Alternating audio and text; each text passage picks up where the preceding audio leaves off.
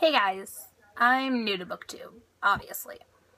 I've been watching BookTube for about a year now, and I've wanted to be a part of it, but I've kind of been a little scared to get on here and talk to you guys about what I think and what books I like. So I decided to make it my New Year's resolution this year to start a BookTube channel and see where it goes. I love books, I love reading, so I figured this is perfect for me. What better way to start out the new year than talking about my favorite books from 2014? So that's what I'm going to be doing in this video.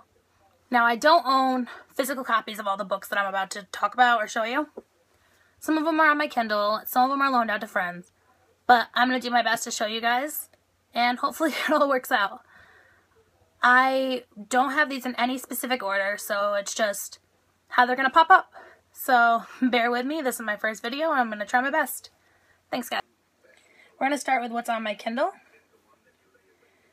And my first top book of 2014 is, focus.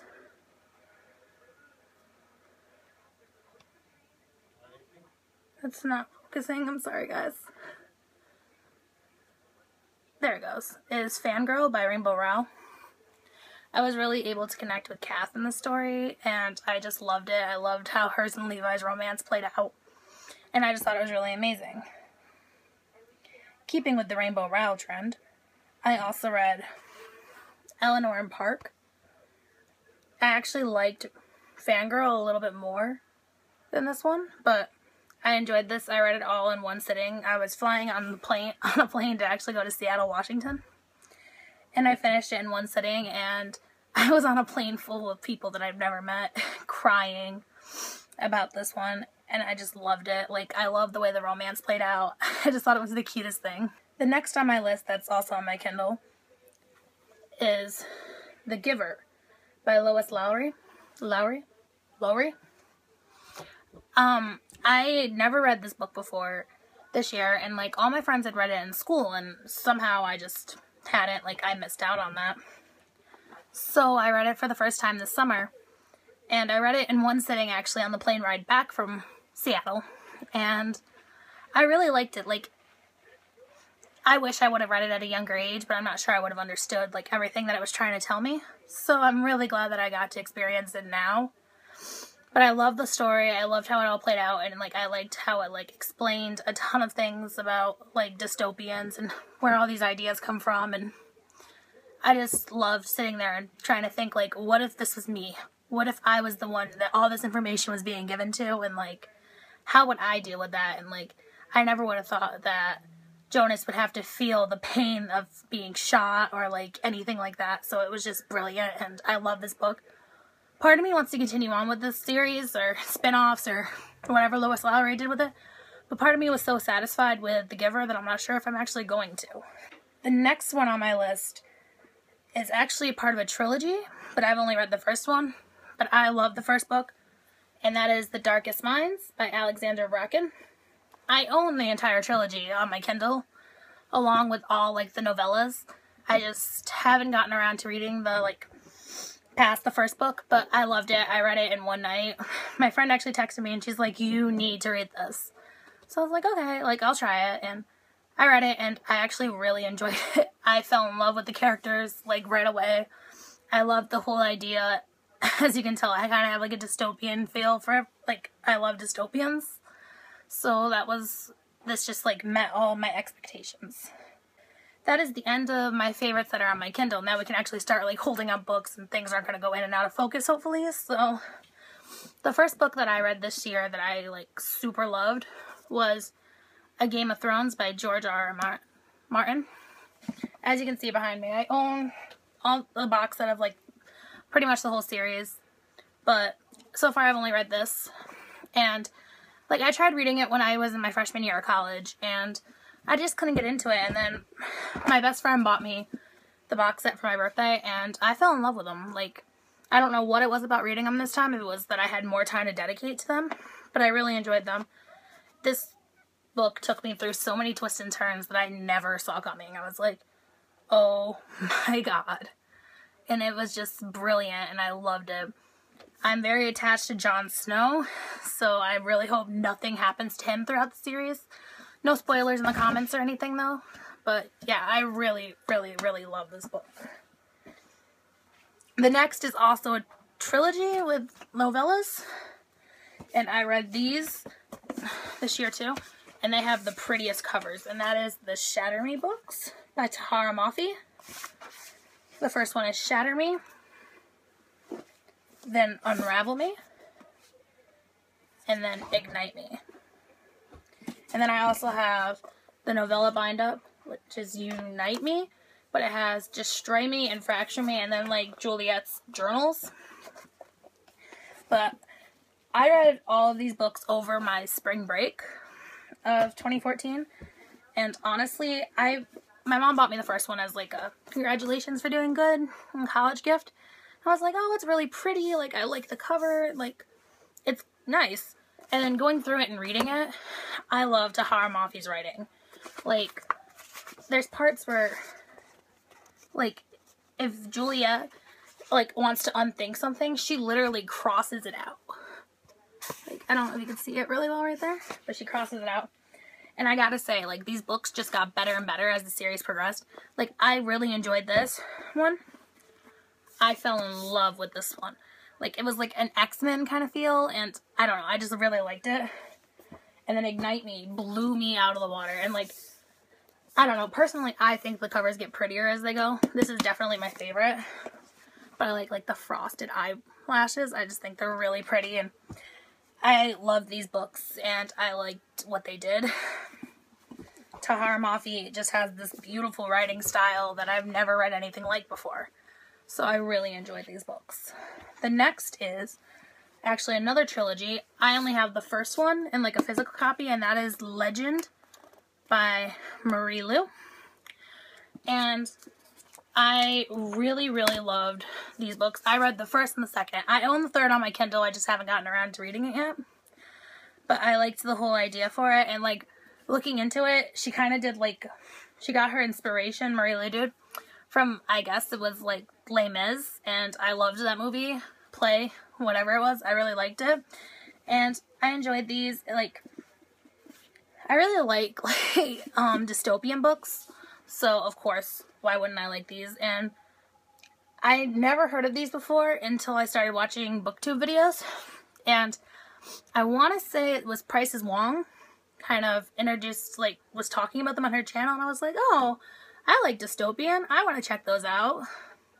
So I did. And I read the first and the second. And the second one, which is Prodigy? Yes, Prodigy. It took my heart and ripped it into a million pieces. So it kind of, the ending just killed me. So I was like, oh, do I want to read Champion yet? And I haven't gotten up to the challenge of reading that yet. But I really love these. The next books I got, like, wanted to read because of Catty-tastic and her channel. And that is the Daughter of Smoke and Bone trilogy by Laini Taylor. I only have the Dust Jackets for the first two because I'm currently reading this one, so it's on my shelf. And then this one I loaned out to my best friend. So it's just the Dust Jackets. So I'm going to hold up this one. I actually haven't read this one yet, but I love the whole, like, demon, chimera, angel take. Like, I've never read a book with angels in them before, like, legitimate angels. And I just thought the romance is cool. I love Karu. I think she's, like, amazing kick-ass character.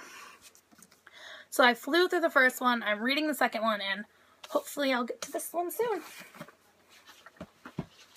The next books I read that I really, really loved were the Heroes of Olympus series by Rick Riordan. And I don't own the first one, because I borrowed it from a friend in college. She was like, oh, you read Percy Jackson, right? And I was like, yeah, I loved Percy Jackson. It was a big part of my childhood, was reading the Percy Jackson books. And she's like, did you know that he wrote, like, a continuation of the series with Percy when he's older and, like, there's new characters and stuff? I was like, no.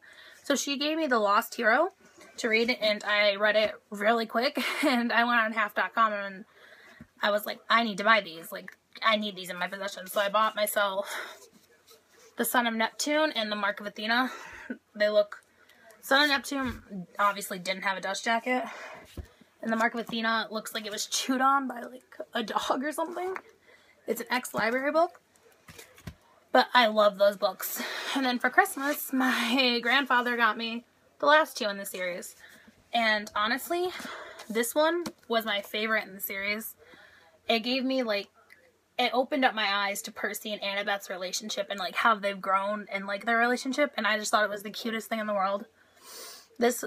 And I liked learning more about Nico and a ton of the old characters that we already met. And I know a lot of people say they had problems with the last book, but truly I loved the last book.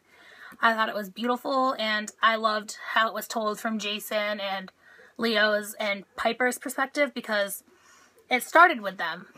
This is what started the Heroes of Olympus, was them. So I loved how it progressed. I do wish that there was more of them coming out, but I think Rick Riordan did amazing things with this world he created, and I was very, very happy with the series. The next book I read was The Standalone, and it's Aristotle and Dante Discover the Secrets of the Universe by Benjamin Arlie Sands. I just butchered his name, but I truly, truly love this book.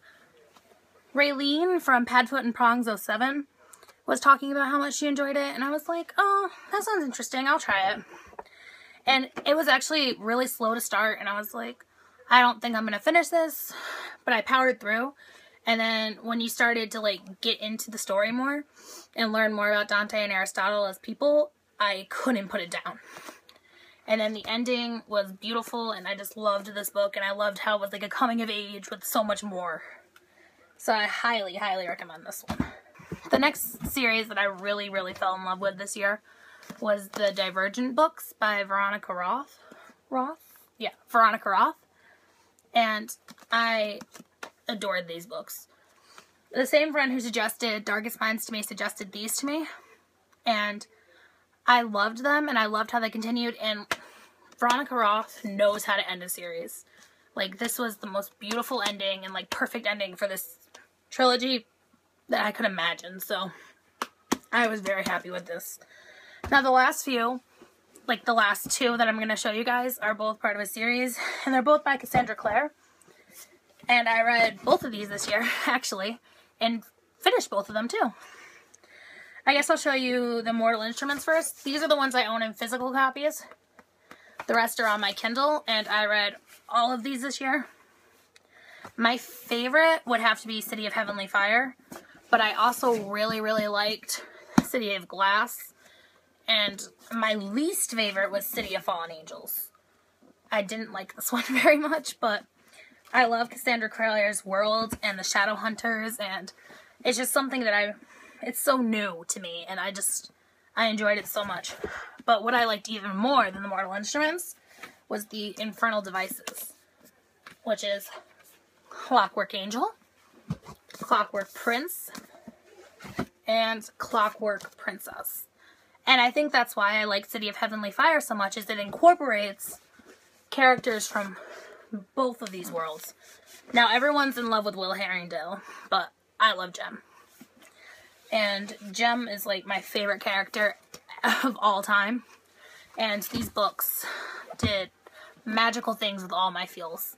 My favorite is Clockwork Princess, but I'm kind of mad at myself because Cassandra Clare does this really cool thing where she puts stuff on the inside dust jacket. See, it's like a family tree type thing. So I was just looking at it. I'm like, oh, that's really cool. I want to look at it. Never look at the inside of the cover until you read the book. Because I spoiled myself. There was a spoiler in it. I'm not going to spoil it for you guys. But I was really upset by that. But it did not ruin the series for me. It did not ruin them for me in any way. I loved these books. Love them. So yeah, guys, that was my top books of 2014. I hoped you enjoyed listening to me ramble for a while. I want to keep up this booktube thing, and if you want to hear more from me, just leave requests, send me a message, and I'd be happy to make videos for you guys. So let me know what you think in the comments, and yeah, hopefully you guys will be seeing me soon.